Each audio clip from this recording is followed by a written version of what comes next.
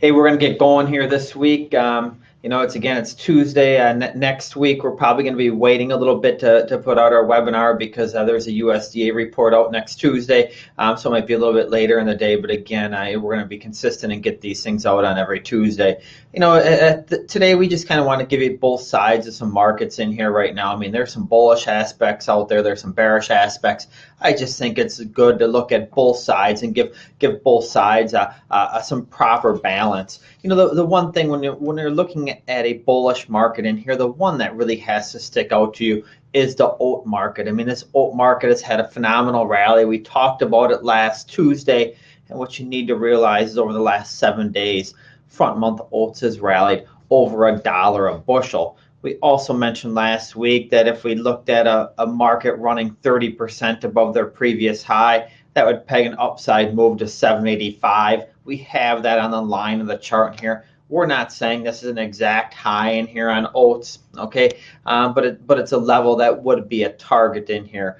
The other thing you need to keep in mind is whenever we have commodity prices rallying, a big discussion out there is rationing demand. I just don't see demand in oats being rationed. I mean, we've talked before about how demand is inelastic. I mean, horse feed, Quaker oats, I just don't see where that demand is going to go away, even if oats jumps another $1 a bushel. Having said all that, though, we could easily peak out, and a quick retracement back, you could take a buck and a half out of this oat market as well. The next market that has upside potential, and we could have went with Paris wheat futures as that made a new all-time high today, but we're sticking here in the U.S. with Minneapolis wheat as that continued to make its upside push.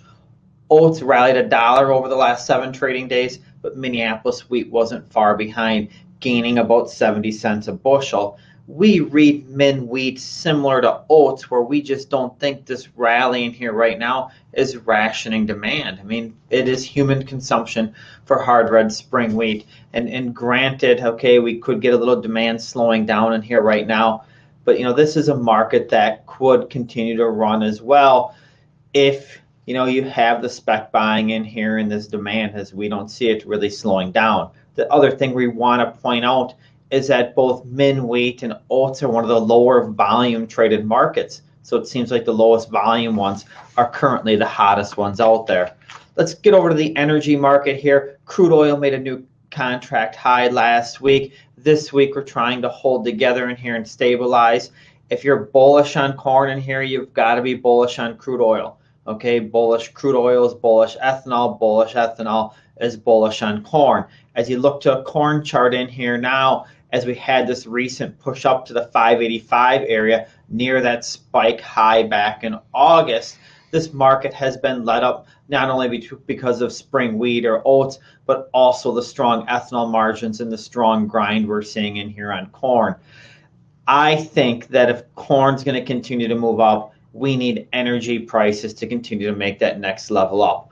Or we could be forming more of a trading top in here on corn right now, especially considering that we've got a supply demand report out next week, and our gut is that the supply or the yield could get bumped up slightly in next week's report. That's why producers may consider taking some risk off the table, selling some cash corn, or even looking at some March corn fences. March corn fences buying a 550 put, selling a 630 call on some stored bushels. That looks like an attractive hedge. Just look at this Dees corn chart in here right now. Over the previous 5 months, we spent more time below 550 a bushel than above 550. So those are a few things that are on the bullish side of it, where if you really want to look at the market from a positive standpoint, those are the commodities you need to take a look at. We mentioned corn rallying with energy and how crude oil prices have stayed strong, but we want to quickly point out how coal prices have dropped dramatically. Since the beginning of the year, coal prices had more than tripled. Part of it had to do with a trade war between China and Australia, as Australia really supplies China with a lot of their coal. But we did have coal prices triple. But now here over the last month, we've seen coal futures lose about 50% of its value. Again, when you have a commodity that prices run up substantially, we tend to overproduce. Now, looking on the energy side, should we be bullish because of what the crude chart looks like, or should we be bearish as we look over here where coal is? Another market that has our attention and this is more from the outside markets, but from an overall economy, is iron ore prices. We brought up iron ore prices here about a month ago as they broke below 120. Now you see them below $100. This is the first trade below $100 a ton in iron ore since July of 2020. If you go back to the pandemic and when that started in the spring of 2020, iron ore prices more than doubled. Now we've given that all back. This break in the iron ore market doesn't tell us that we've got a strong economy out there. We probably have a little bit of overproduction, but also a pullback in demand as well.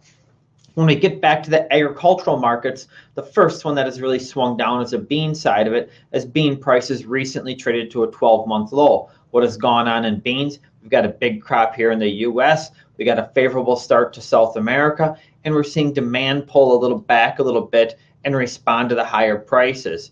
So we showed coal, we showed iron ore, but getting back to the agricultural side of it, the first one we're really starting to overproduce in here is on soybeans. Our biggest concern though for soybeans as we look ahead is our export pace might be behind last year's level by almost 600 million bushels. But as you can see in this chart in front of us, our window to sell more beans on the world market is quickly narrowing.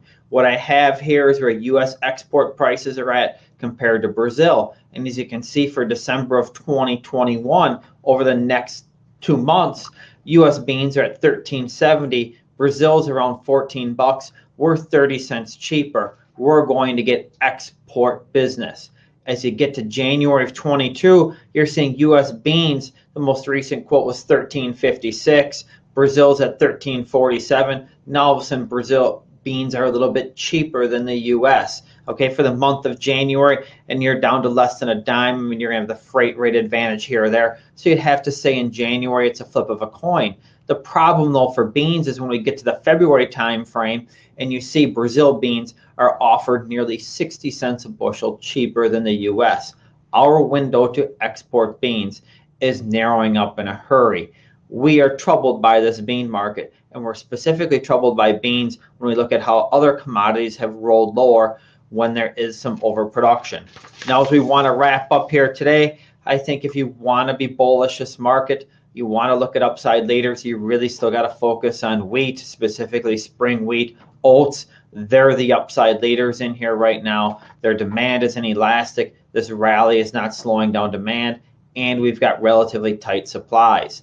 I have corn in the middle in here right now. Okay, if we want to be bullish on energy inflation and look at higher ethanol prices in here, you need to stay a little more positive on corn, or at least believe that prices are going to hold together. Now, when we take a step back and look at the overall energy market, should our focus be on crude oil right now, or should it be on coal? The other thing is natural gas is giving us some signs that a near-term high is in place.